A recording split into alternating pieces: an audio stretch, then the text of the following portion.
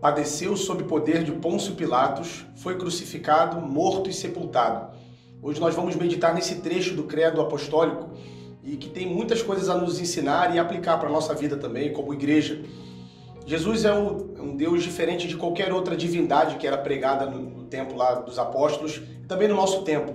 Ele é o Deus que sofre, ele é o Deus que sabe o que é padecer, como diz o texto de Isaías, capítulo 53. Isso era uma imagem muito incomum para aqueles da época de Jesus, pensar num Deus, numa divindade que sabe o que é sofrer e que sofreu numa condição humana. Jesus padeceu, como diz o texto lá de Isaías já citado. E por isso nós temos alguma empatia com esse Deus que se fez carne, habitou entre nós e que sofreu em nosso lugar.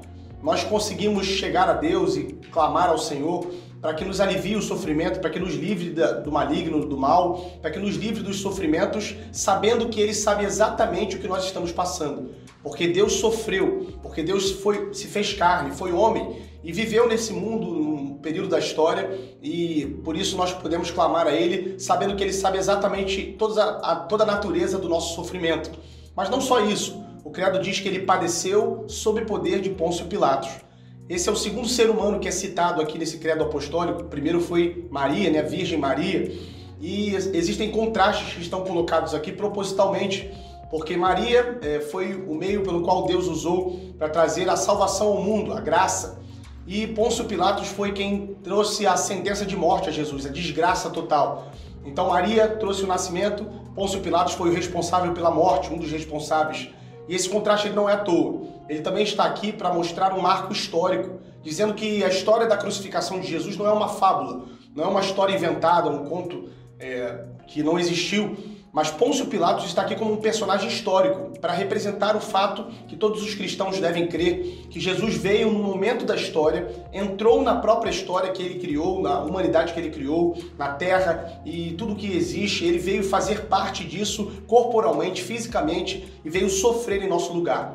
E o último trecho do Credo diz que ele foi crucificado, morto e sepultado. A primeira coisa que nós deveríamos meditar sobre isso é que isso está aqui para mostrar que é um fato, que Jesus realmente foi crucificado, morreu e foi sepultado. Alguns questionavam a morte de Jesus ali, principalmente nos primeiros séculos, e isso, para um cristão, isso é um fato. Isso deve ser uma realidade, uma verdade. Jesus, de fato, morreu e foi sepultado.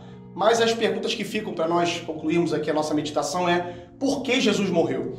Jesus morreu pelos nossos pecados. Jesus morreu para salvar a humanidade dos seus pecados. Desde Adão, o ser humano pecou e o salário do pecado é a morte. E nós sabemos que o pecado afasta toda a humanidade do próprio Deus. E Jesus veio para reconciliar a humanidade com o Senhor. Ele veio para novamente fazer aqueles que foram criaturas de Deus um dia, fazer com que tivessem acesso ao Pai novamente e que fossem tratados como filhos adotados pelo Pai. Jesus sendo o primogênito entre muitos irmãos. Então, por que Jesus sofreu e morreu? Jesus sofreu e morreu para pagar uma dívida, para pagar o pecado de toda a humanidade no seu próprio corpo, para pagar a dívida do pecado diante do Pai na sua própria carne. E a segunda pergunta que eu queria que nós meditássemos é: por quem Jesus morreu? Jesus foi crucificado por um povo específico, por um povo escolhido por Deus, eleito pelo Senhor antes da fundação do mundo. Jesus morreu pela sua igreja. Jesus morreu por aqueles que um dia creriam no seu nome e na sua palavra. Aqueles que já criam no Messias, no Antigo Testamento e nos tempos antigos antes de Cristo.